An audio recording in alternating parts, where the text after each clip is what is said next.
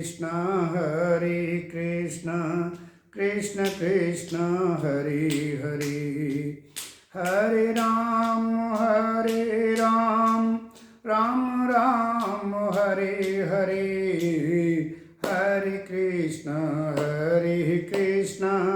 कृष्ण कृष्ण हरे हरे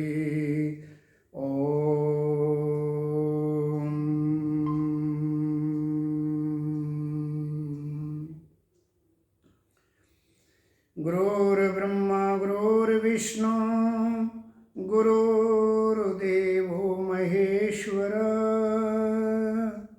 गुरुर्साक्षात् परब्रह्म तस्मै श्री गुरुवे नमः तस्मै श्री गुरुवे नमः।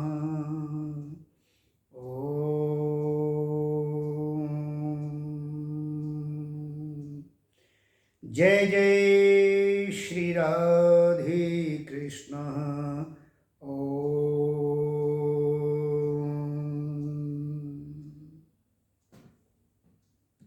भगवत प्रेमी प्यारे भाइयों बहनों, निरंतर चलने वाले सत्संग में अध्याय 13 और 21 श्लोक तक पिछला सत्संग रहा, जिसमें श्लोक 21 में श्री भगवान जी ने बताया कि जीवात्मा प्रकृति में स्थित हुआ और प्रकृति के तीनों गुणों से उत्पन्न त्रिगुणात्मक पदार्थों को भोगता है और उन्हीं गुणों के अनुसार अच्छी और बुरी योनियों में जन्म लेने का कारण बनता है। इन गुणों के अनुसार ही हमें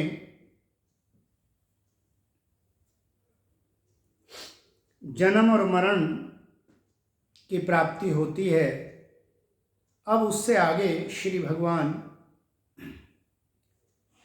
ने प्रकृति में स्थित अर्थात तत्व को न जानने वाले साधारण मनुष्य, उनका स्वरूप का वर्णन किया, क्षेत्र का स्वरूप का वर्णन किया, क्षेत्रज्ञ अर्थात जीवात्मा और परमात्मा की अब एकता का वर्णन करते हुए भगवान आगे कहते हैं कि परमात्मा और आत्मा ये एक ही हैं।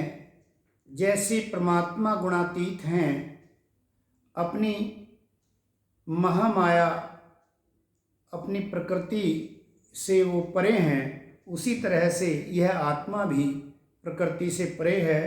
आत्मा और परमात्मा की एकता का निरूपण करते हुए श्लोक 22 में श्री भगवान कहते हैं, उपद्रष्टा अनुमंता च भर्ता भोक्ता महेश्वर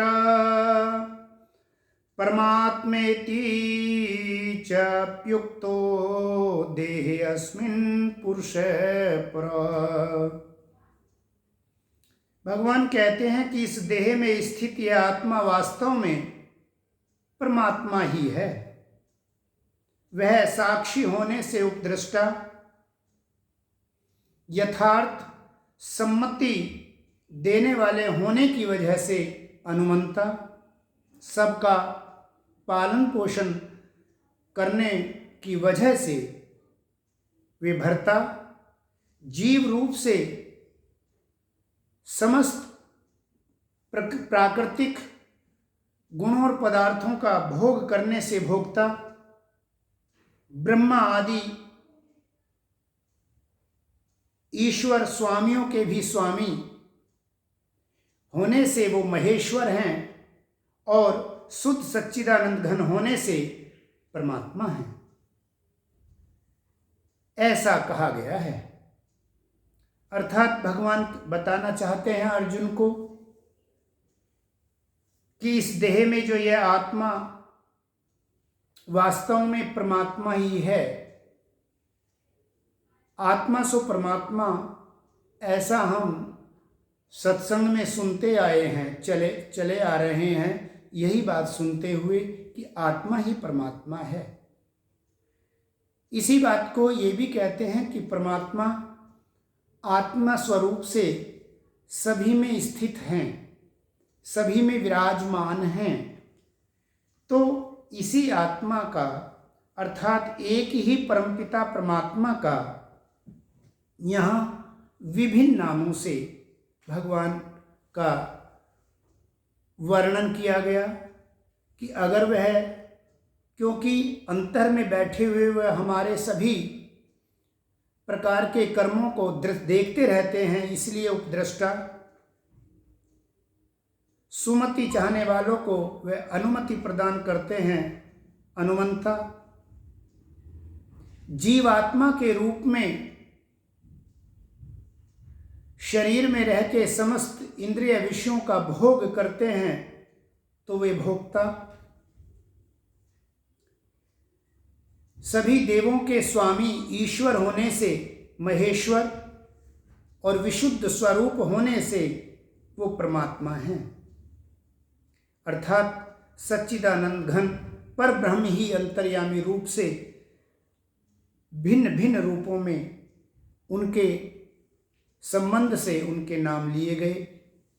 भगवान ने कहा कि वास्तव में परमात्मा एक ही हैं और यही आत्मा जीवात्मा रूप में, यही आत्मा का जब विशुद्ध रूप हो जाता है, यह अपने आत्म भाव में स्थित हो जाता है, तो यही परमात्मा स्वरूप हो जाता है, अर्थात यही परमात्मा है।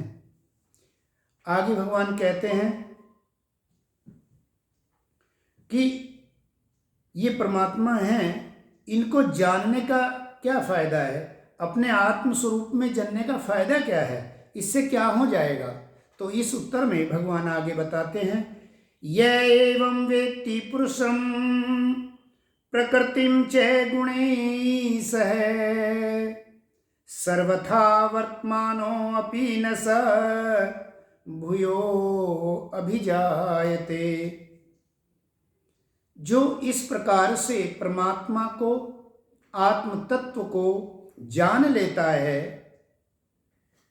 वो भगवान कह रहे हैं कि इस प्रकार पुरुष को और गुणों के सहित प्रकृति को, दोनों को, क्षेत्र को भी और क्षेत्रज्ञ को भी, पुरुष आत्मा अर्थात परमात्मा और प्रकृति परमात्मा और उनकी महामाया, जो मनुष्य इसको तत्व से जान लेता है, वह सब प्रकार से कर्तव्य करता हुआ भी फिर नहीं जन्मता, अर्थात वह जन्म मरण के चक्र से छूट जाता है। तत्व से जानना क्या है?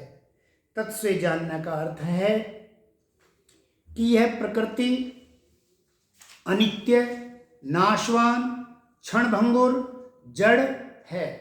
जो इस बात को, इस रहस्य को अच्छी प्रकार से जो मनुष्य समझ लेता है और प्रकृति के समस्त गुणों सहित जब इस प्रकार की जानकारी उस पर हो जाती है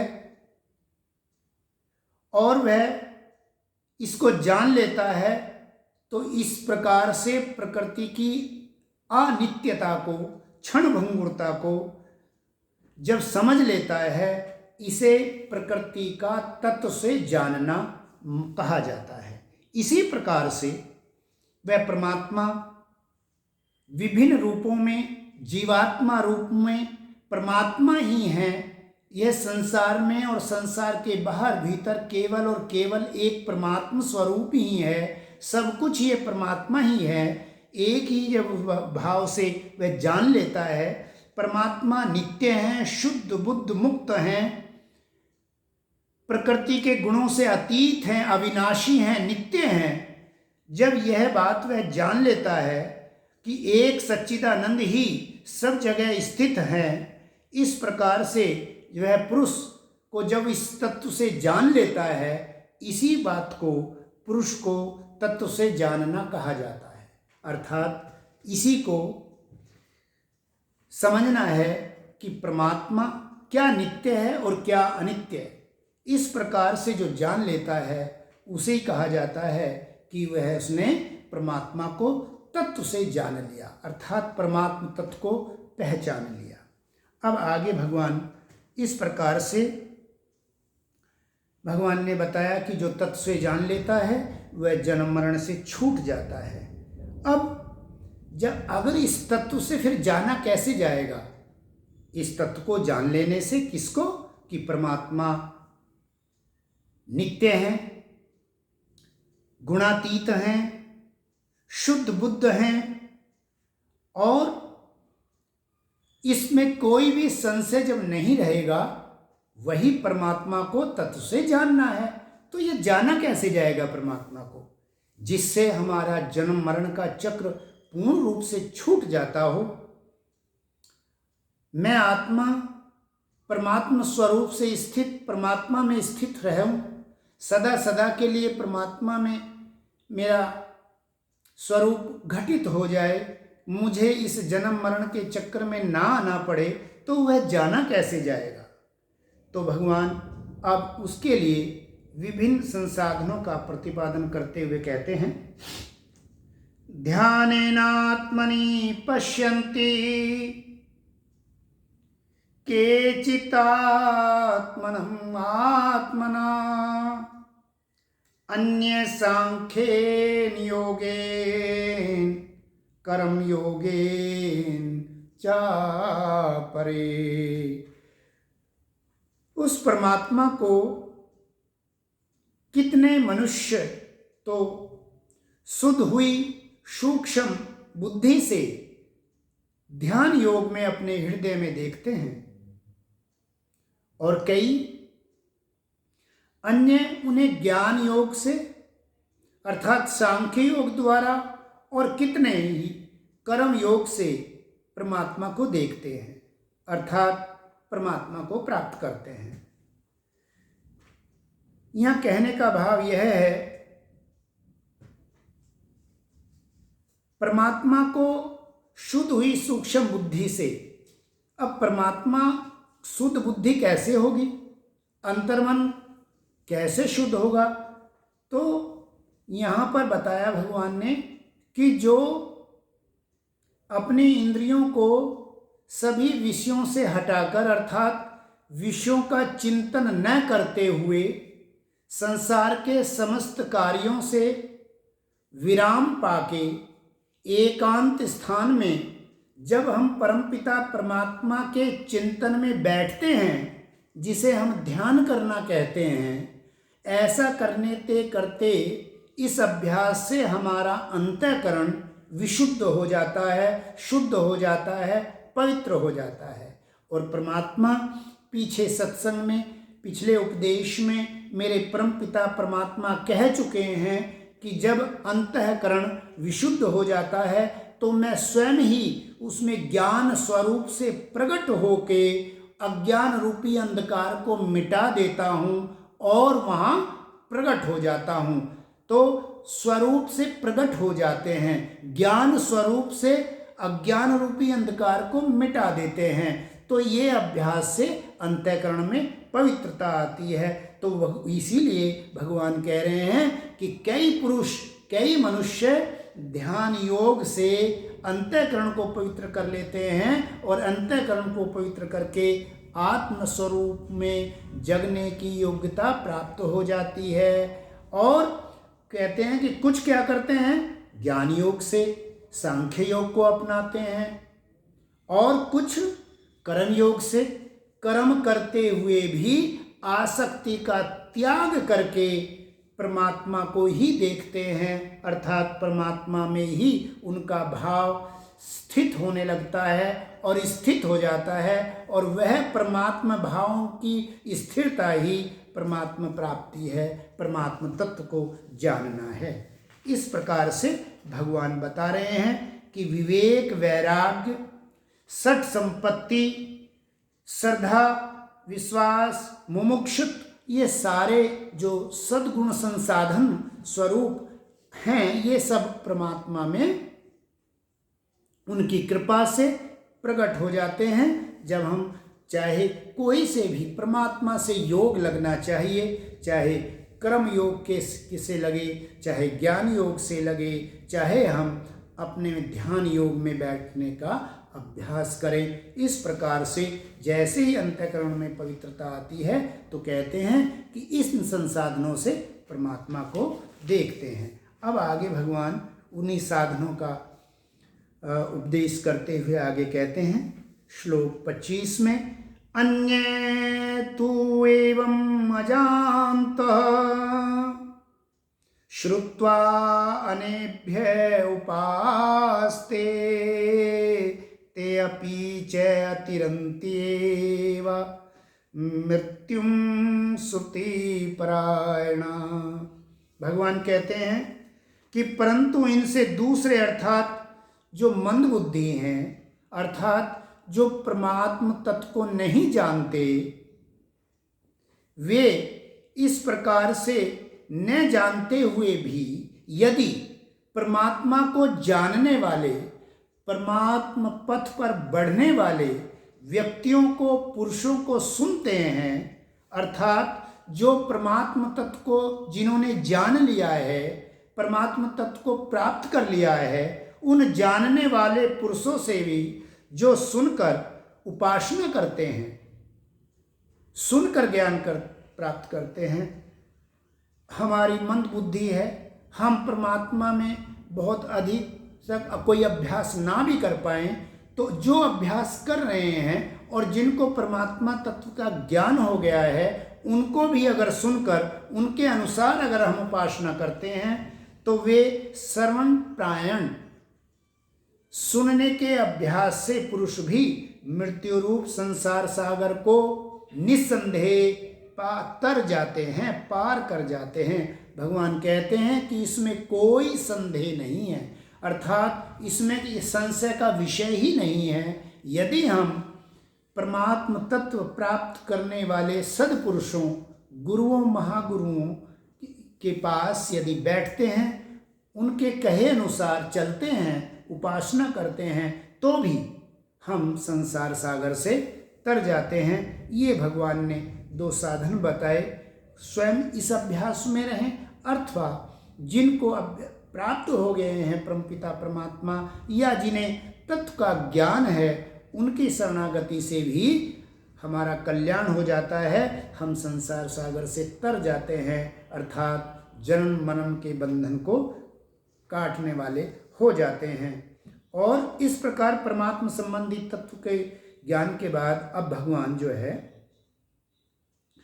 क्षेत्र के उत्पत्ति विनाशील बतलाकर, क्षेत्र क्योंकि ये क्षण भंगुर है, प्रकृति के उसमें आता है शरीर, तो इसलिए कहते हैं कि भाई इसकी तो ये तो नश्वर है ही, तो इसकी विनाशीलता को बतलाकर अब उसके स्वभाव का वर्णन करते हुए आत्मा के वास्तविक जो स्वरूप है, आत्मा का जो वास्तविक स्वरूप है, उसको तत्व को जानने वालों की प्रशंसा करते हुए अगले श्लोक में कहते हैं,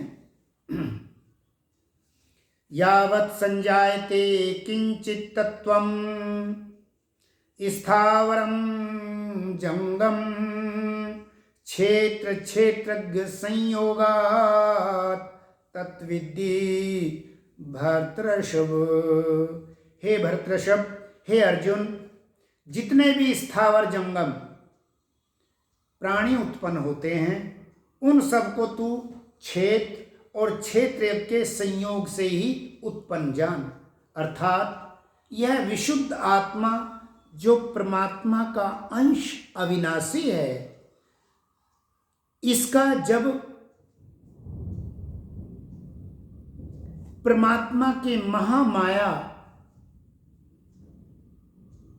के साथ संबंध हो जाता है, यानी कि प्रकृति के साथ संबंध हो जाता है, और प्रकृति से उत्पन्न तीनों गुण सत रज तम और उनसे व्याप्त समस्त पदार्थों का उपभोग करने वाला हो जाता है, तो भगवान कह रहे हैं कि ये जो संबंध है आत्मा का और प्रकृति का, परमात्मा का और प्रकृति का, पुरुष का और प्रकृति का ये जो संबंध है, इसी से तुम स्थावर और जंगम समस्त प्राणियों को उत्पन्न जान, क्योंकि ये इनके संयोग से ही उत्पन्न है। इससे ये सिद्ध होता है कि क्योंकि परमात्मा की ये प्रकृति क्या है, परमात्मा की ही तो शक्ति है, परमात्मा की इच्छा से ही तो सृष्टि रचना है। उसमें जो सहायक हैं वो देव शक्तियां हैं, ब्रह्मा विष्णु महेश इत्यादि, ये सब परमात्मा एक सत्ता के ही से ही उत्पन्न हैं। तो वह जो चराचर का स्वामी है भगवान, वो कह रहे हैं, परमात्मा कह रहे हैं। और यहाँ पर श्रीमद् भगवत में श्री भगवान अर्जुन को समझाते हुए भगवान श्री कृष्ण कह रहे हैं कि भाई ये जो जितने भी स्थावर और जंगम प्राणी हैं, जंगम से तात्पर्य है कि जो भी चेतन प्राणी हैं, जो चल फिर सकते हैं, पशु हैं, पक्षी है, मनुष्य हैं, ये सब जंगम प्राणी कहलाते हैं, चलने फिरने वाले। और जो स्थावर हैं लेकिन सजीव है, जैसे पेड़ पौधे इत्यादि, ये क्या है, स्थावर है। तो ये समस्त सृष्टि का, चाहे वो स्थावर हो जंगम हो, दोनों में चेतना का और प्रकृति का, आत्मा का और प्रकृति का संयोग से ही ये उत्पन्न हुए हैं, साकार हैं। क्योंकि आत्मा जो कि बहुत ही सूक्ष्म तत्व है, परमात्मा का अंश है, अविनाशी है, जब शरीर से इसका संयोग होता है, अर्थात प्रकृति के कार्य और करण दोनों से जब इसका संयोग होता है, तब यह प्रकट है मनुष्य रूप में, पशु पक्षी के रूप में, पेड़ पौधों के रूप में। तो इस प्रकार से भगवान कह रहे हैं कि ये क्षेत्र और क्षेत्रज्ञ के संयोग से ही सब कुछ जो दिखने में आ रहा है उत्पन्न है, होते हैं। अब आगे भगवान कह रहे हैं, ये जान लिया कि ये दोनों का संयोग है, तो भगवान क्यों बता रहे हैं कि इसमें हमें ये जानना है कि एक तत्व जो प्रकृति के परिधि में आता है वह नश्वर है, क्षणभंगुर है। तुम्हारा उसके साथ संबंध होने से भिन्न भिन्न दिखाई पड़ते हैं।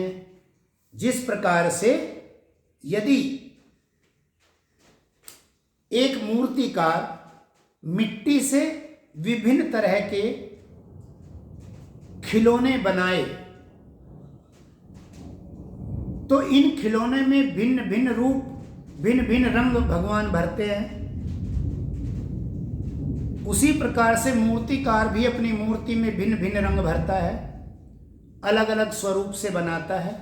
एक बालक उन्हें खरीद लेता है, जिस खिलौने को वो खरीदता है उससे उसका संबंध हो जाता है, बड़ा हर्षित होता है, खेलता है, समय व्यतीत करता है।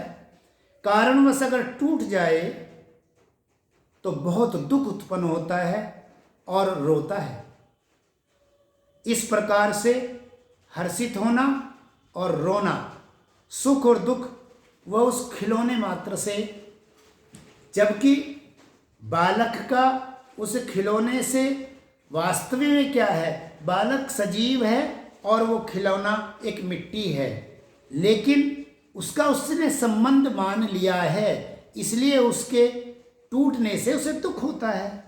बिल्कुल इसी तरह से एक ही भगवान हैं, लेकिन भिन्न भिन्न शरीरों में से संबंध हो जाने से जीवात्मा रूप से वह हमें भिन्न भिन्न प्रतीत होते हैं।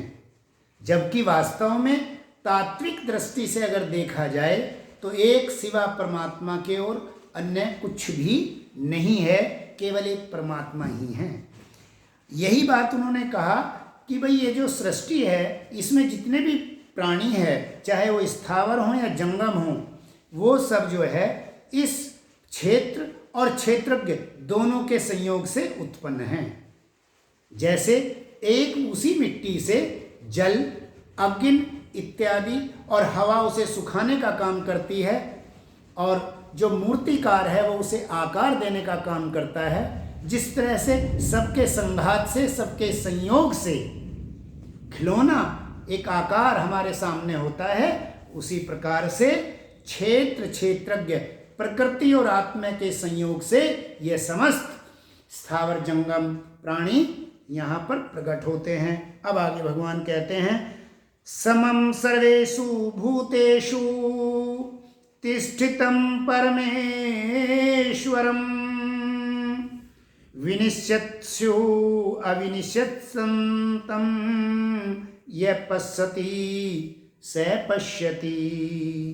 जो पुरुष नष्ट होते हुए सब चराचर भूतों में परमेश्वर को नाश रहित और समभाव से स्थित देखता है, वास्तव में उसका देखना ही देखना है, अर्थात वही यथार्थ में देखता है। यह पश्यति से पश्यति, यानी कि जो परमात्मा को अविनाशी देख रहा है, संसार में आवागमन लगा हुआ है, जन्म लेता है, मृत्यु होती है, पौधा उगता है, पेड़ बनता है और एक दिन वह भी, उसका भी विनाश हो जाता है। तो भगवान कह रहे हैं कि यहाँ पर इस चराचर भूतों को, समस्त प्राणियों को भी नाशवान होता हुआ देखते हुए भी जो आत्म तत्व को और परमात्मा को नाश रहित देखता है, अविनाशी देखता है, सम देखता है। ऐसा नहीं कि कहीं पर परमात्मा प्रभाव अधिक है और कहीं पर कम, ऐसा भी नहीं। जो समभाव से परमात्मा को देख रहा है और परमात्मा को स्थित देखता है। परमात्मा का आवागमन नहीं, परमात्मा तो हैं, एक्सिस्ट हैं, सदैव हैं, इसीलिए वे नित्य कहलाते हैं, नित्य हैं। जो इस प्रकार से देखता है, वास्तव में उसका देखना ही देखना है, बाकी वह उसका कोई देखना नहीं। जो इस तत्व को नाश रहित और संभाव नहीं देखता, जो इस संसार में क्षण भंगुर जो हैं, जिन भूतों को नाश होते हुए देखते हुए भी देख रहे हैं सबका नाश हो रहा है, फिर भी बावजूद उसके आत्म तत्व को, यानी कि परमेश्वर को नाश रहित और संभाव से देख रहा है, उसका ही यहाँ पर देखना है। अर्थात जो परम पुरुष शुद्ध सच्चिदानंद घन हैं, प्रकृति से सर्वथा अतीत हैं, जो प्रकृति के संग से क्षेत्रज्ञ और प्रकृति जन्य गुणों का भोक्ता, जिनको कहा अलग अलग नाम से, भगवान ने कहा कि उसी एक तत्व को हम अलग अलग नाम से भोक्ता कह रहे हैं और उन गुणों से व्याप्त कह रहे हैं। समस्त प्राणियों के जो शरीर है, जिनसे उनका संबंध है, वो विनाशशील होते हुए भी, ये सारा संसार को, प्रकृति के सब पदार्थ, तो भी जिसका अंतःकरण परमात्मा को स्थित और नित्य देख रहा है, वो परमात्मा को समस्त प्राणियों में विनाश रहित और संभाव से देखता है, उसका ही यहाँ वास्तव में देखना है। ऐसा भगवान समझा रहे हैं। कहने का तात्पर्य यह है कि जब हमारी आत्म तत्व को जानते हुए एक परमात्मा में ही निरंतर स्थिति हो जाती है, यही तो कर्म योग में यही तो समझाया कि सब कुछ करते हुए भी कुछ ना करना, सब कुछ जानते हुए भी ना जानना। उसका कारण क्योंकि अंतःकरण से आसक्ति का ना होना। जब अंतःकरण में आसक्ति मिट जाती है, तब केवल एक तत्व ही बचता है और वह नित्य तत्व परमात्म तत्व ही है, आत्म तत्व ही है। ऐसा भगवान समझा रहे हैं। तो इस प्रकार से परमेश्वर को सब भूतों में नाश रहित और संभाव से देखना यहाँ भगवान ने बताया। अब भगवान कह रहे हैं कि इससे होगा क्या। अगर जिस मनुष्य को यह अभ्यास हो गया है कि संसार के समस्त प्राणियों और समस्त पदार्थों में जब वह केवल परमात्म तत्व को एक भाव से स्थित और सम देखने का अभ्यास हो जाता है, यानी जब उसे देखता है तो उससे फायदा क्या है, उससे क्या होने वाला है, उसके लिए भगवान बता रहे हैं आगे श्लोक 28 में, समं पश्यन् हि सर्वत्र संवसि स्थितम् ईश्वरम् न हिनस्ति आत्मना आत्मानं तत्याति पराम गतिम। उससे क्या होगा? क्योंकि जो पुरुष सब में समभाव से स्थित परमेश्वर को समान देखता है, अपने द्वारा अपने को नष्ट नहीं करता, कहने का मतलब है फिर वह अपने को शरीर ही नहीं मानेगा और अपने को क्या मानेगा? आत्मा मानेगा। मैं शरीर नहीं अपितु मैं एक आत्मा हूँ और आत्मा परमात्मा का अंश है। और परमात्मा के क्या गुण हैं? वो गुणातीत हैं, प्रकृति से उनका संबंध होते हुए भी संबंध नहीं है। अर्थात जब वह अपने को आत्मा मानेगा तो संसार और संसार के किसी भी पदार्थ में आसक्ति स्वतः ही मिट जाएगी। तो यही भगवान कह रहे हैं कि वह पुरुष समभाव में स्थित परमेश्वर को समान देखता हुआ अपने द्वारा अपने को नष्ट नहीं करता।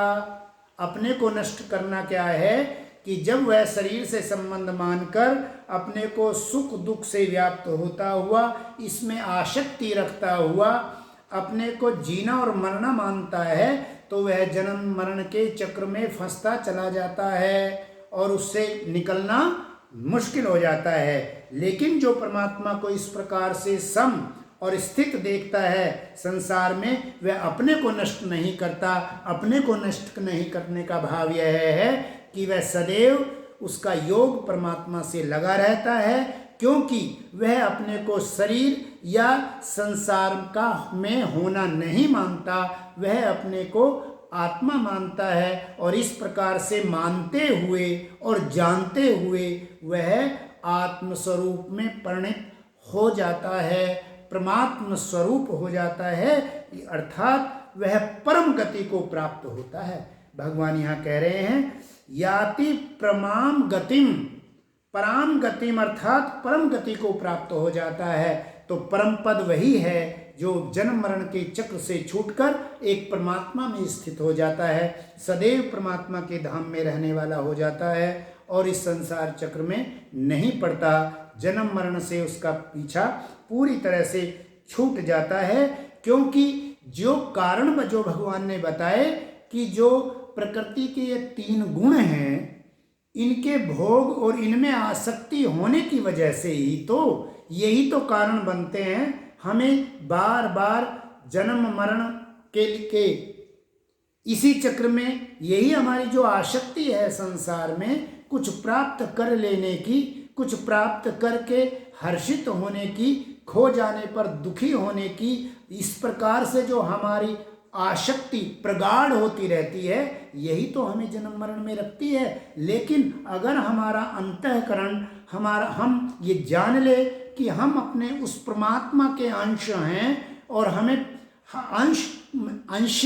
अंश से ही मिलने का उद्योग करे और उसमें ही सदा उसका योग लगा रहे, तो भगवान कह रहे हैं कि वह अपने को नष्ट नहीं करता, सदैव परमात्मा से उसका योग लगा रहता है। और जब ऐसा होता है तो वह क्या होता है? परम पद को प्राप्त हो जाता है। प्रेम से बोलिए सच्चे दरबार की जय। आज के लिए इतना ही, समय मिलेगा शेष फिर। ओम